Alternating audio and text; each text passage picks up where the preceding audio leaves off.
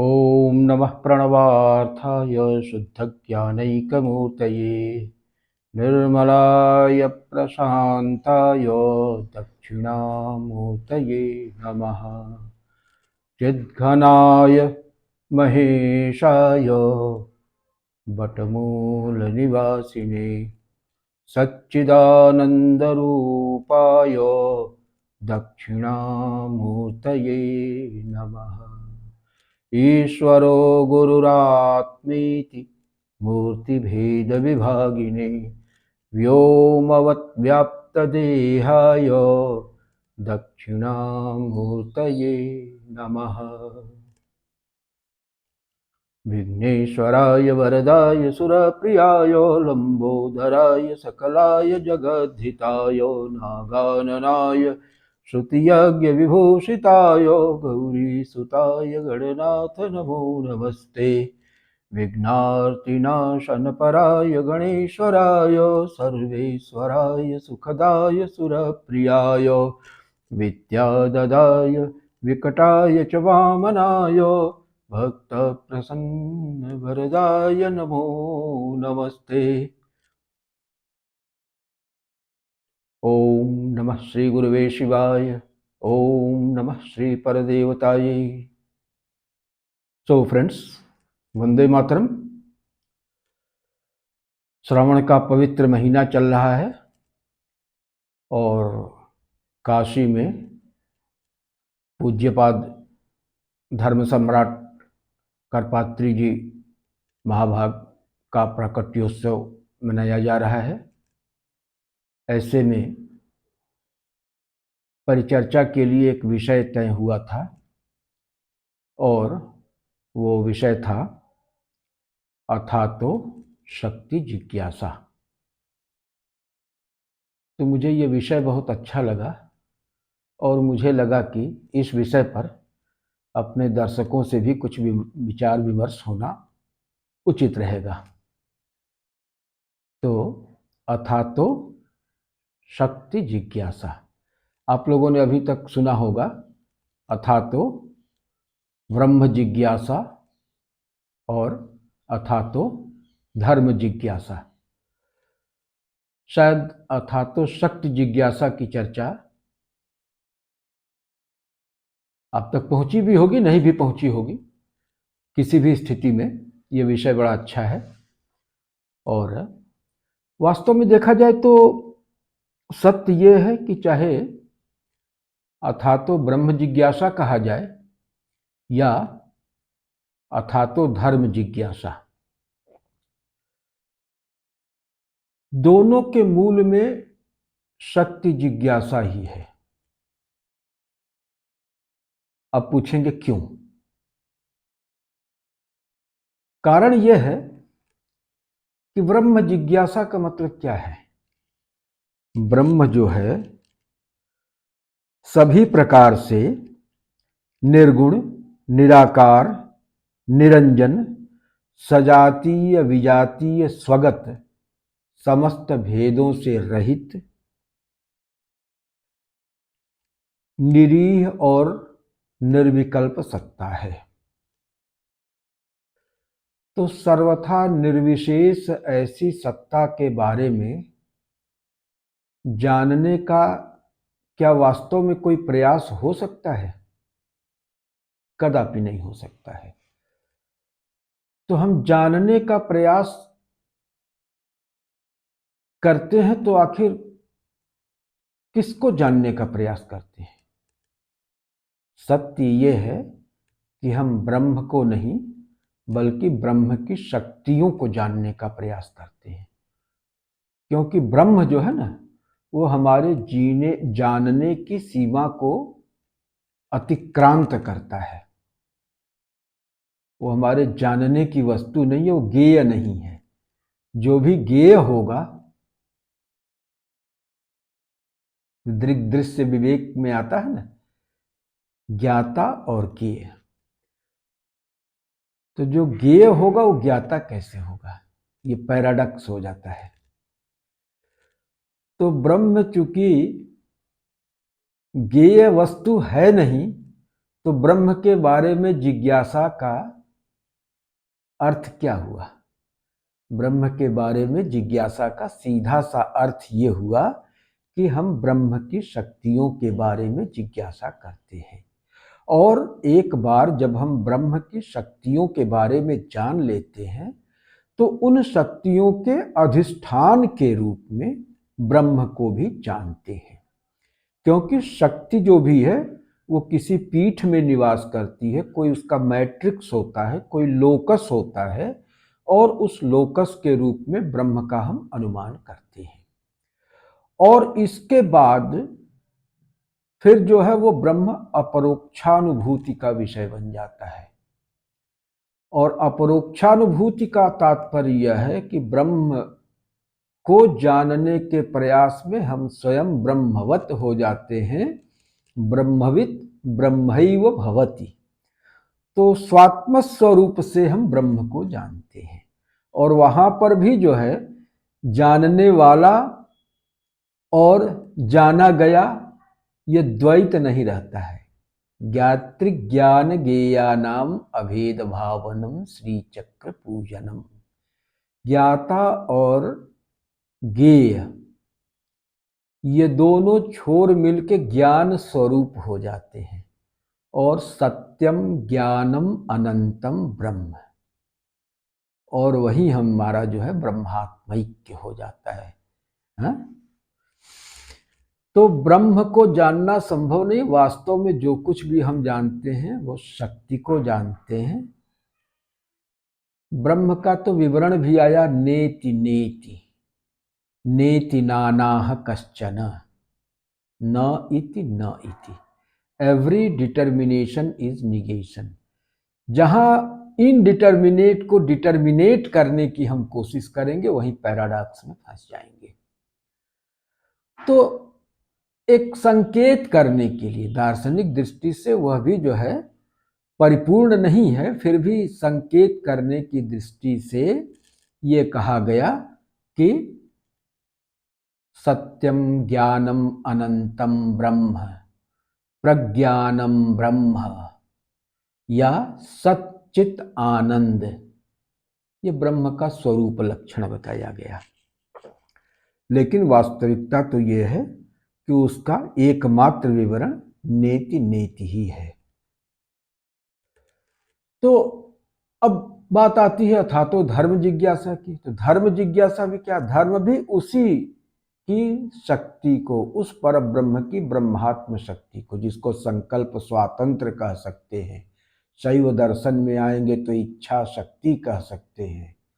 वेदांत में जाएंगे तो अव्यक्त नामनी परमेश शक्ति साध्य विद्या त्रिगुणात्मिका परा कार्यानुमेया सुधियैव माया माया जगत सर्वमिदं प्रसूयते।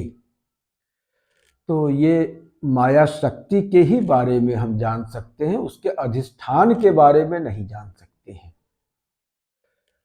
श्रुति परंपरा भी जो है वो संकेत करती है, सीधे सीधे ब्रह्म का वर्णन नहीं करती है, बल्कि ब्रह्म की ओर वो कौन सा कहते हैं ना, शाखा चंद्र शाखा न्याय, शाखा चंद्र न्याय, शाखा चंद्र न्याय की तरह से श्रुति वाक्य उसकी तरफ जो है इंडिकेट करते हैं, है ना। तो अब रह गई बात कि ये जो माया शक्ति है ब्रह्म की, जब उसी के बारे में सब कुछ है तो वो शक्ति ही जो है ना, वो शक्ति प्रकृति शक्ति, माया शक्ति, स्वातंत्र शक्ति, इच्छा शक्ति, जो भी कह लें, वही प्रकृति है, वही ब्रह्म की प्रकृति है। उसकी दो अवस्थाएं हैं, एक अव्यक्त है, दूसरा व्यक्त है। व्यक्त प्रकृति हमारी आंखों के सामने भोग्य संसार के रूप में है, और अव्यक्त प्रकृति जो है ना, वो उसका नियंत्रण करने वाली वही धर्म सत्ता है, वही उसको, तो प्रकृति ही जो है वो धर्म है। तो धर्म जिज्ञासा जब हम करते हैं तो वो भी उसी प्रकृति शक्ति को, उसी ब्रह्मात्म शक्ति को जानने का प्रयास करते हैं। तो कहने का तात्पर्य हुआ कि चाहे ब्रह्म जिज्ञासा हो चाहे धर्म जिज्ञासा हो, दोनों में अंतर्निहित जो तथ्य है वो ये है कि शक्ति जिज्ञासा का ही प्रकार है। शक्ति जिज्ञासा के अतिरिक्त और कुछ भी नहीं है। और ये शक्ति ही है कि जिसका विवर्त पूरा संसार है, उसको चाहे विवर्त कह लें चाहे परिणाम कह लें। ये दार्शनिक चिंतन में भेद है। साधनात्मक दृष्टि से उसको परिणाम मानने का सुफल ये होता है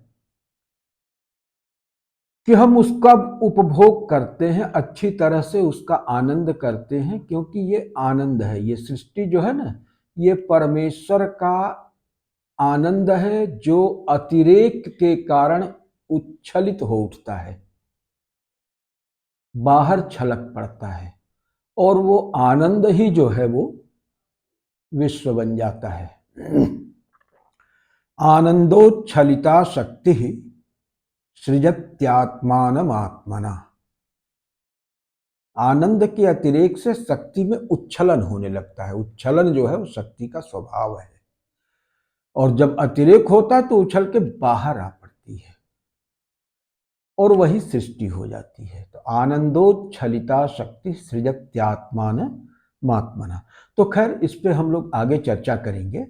अभी तो सिर्फ चर्चा की बात यह है प्रस्तावना के तौर पे कि शक्ति का ही विलास है पूरा संसार, और ये शक्ति आनंद शक्ति है, आनंदात्मिका शक्ति है।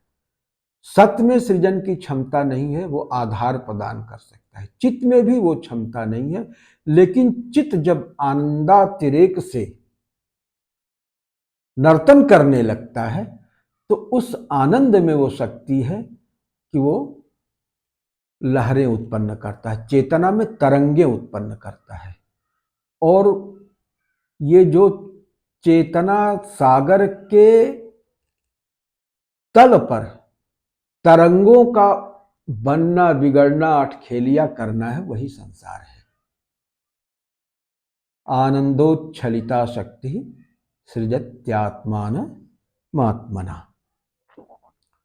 और ये जो शक्ति है स्वातंत्र शक्ति है या इच्छा शक्ति है या माया शक्ति है या प्रकृति शक्ति है, ये जब सृष्टियोन्मुख होती है तो किस रूप में होती है? सबसे प्रथम रूप इसका जो है, पहले शक्ति को ही समझ लिया जाए थोड़ा सा, कि शक्ति की अवधारणा हमारे शास्त्रों में निगमागम में क्या है। तो शक्ति को व्याख्यायित करते हुए कहा कि शक्तेर नाम मूल कारणस्य शब्दस्योन्मुखीकरणावस्था इति।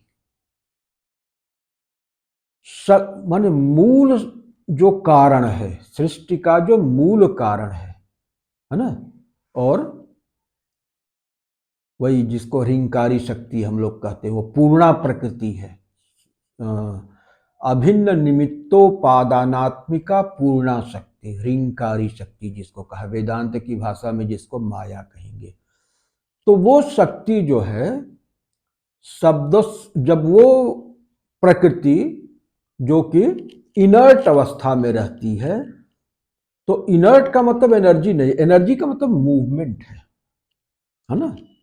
एनर्जी जब भी है तो वो कार्य करने के लिए होती है, इस कारण से वो सदा क्रियाशील रहती है। उसकी प्रवृत्ति किसी न किसी कार्य को निष्पन्न करने की होती है, वो कार्य करने की क्षमता ही एनर्जी है ना। तो क्या कहा कि वो जो मूल कारण है, जो परमात्मा के हृदय में परादि शक्ति रूपेण स्फुरंतीं संविदम नुमः, परादि शक्ति के रूप में वहां पे स्फुरण के रूप में अंतः स्फुरण है, ये अंतः उल्लास है। ये बाहर की तरफ छलक के अभी नहीं आ रहा है, लेकिन ये शक्ति का रूप तब दिखता है जबकि वो शब्दोन्मुखी होती है। शब्द को शब्दस्योन्मुखी करना, शब्दोन्मुखीकरण में प्रवृत्त होती है, माने वो शब्द के रूप में अपने आप को परिणत करती है। उसका सबसे पहला परिणाम क्या है? शब्द रूपता को वो ग्रहण करती है। और ये जब ये शब्द रूपता को ग्रहण करता है, मूल कारण जो है, तो वही शक्ति कहा जाता है। शक्तेर नाम मूल कारणस्य शब्दस्योन्मुखी करणावस्था इति। अब बात ये हो गई कि अभी हमने एक छोटा सा श्लोक कोट किया था कि परादिशक्ति रूपेण स्फुरंतीम संविदम नुमः। तो उसी श्लोक की पहली वाली पंक्ति है कि विश्वात्मिकाम तदुत्तीर्णाम हृदयम परमेशतु। माने वही शक्ति जो है ना, वो विश्वात्मिका बनती है, माने विश्व के रूप में परिणत होती है। जो षडध्व की बात आती है, तो इसी षडध्व के मार्ग से कला, तत्व, भुवन, वर्ण, मंत्र, पद, इस मार्ग से चल करके वही जो पराशक्ति है, वही परावाक है, वही जो है वो विश्व के रूप में परिणत होता है। और विश्व के रूप में परिणत होना तो एक घटना है, इसके विश्व के रूप में परिणत होने के साथ साथ वो विश्वोत्तीर्ण भी है। विश्व में रहते हुए भी निष्प्रपंच रहती है। उसकी दूसरी अवस्था यह है, ये परा वाली अवस्था है कि विश्व में है और उसकी उपस्थिति से ही विश्व का संचालन, समायोजन, संतुलन बना रहता है।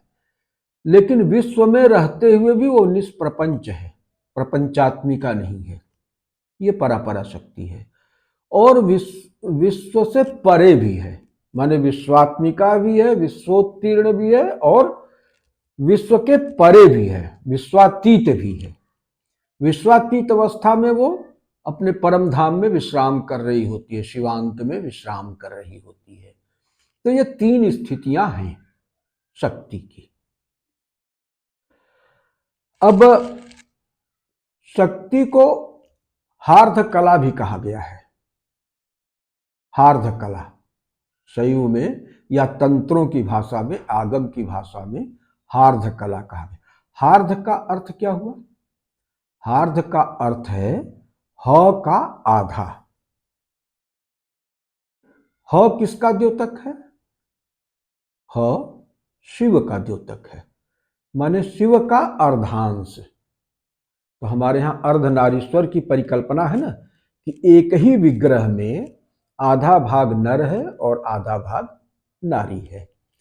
तो ये स्थिति ये दर्शाता है कि जबकि बोध रूप शिव से शक्ति की धारा निकलती है, तो आधा भाग बोध रूप शिव, जिसको कि हम पुमान के रूप में प्रदर्शित करते हैं, और आधा भाग बोध का जब गत्यात्मक हो गया, डायनामिक हो गया, तो ये डायनामिक कॉन्शसनेस को ही हम एनर्जी के नाम से डिनोट करते हैं, कनोट करते हैं।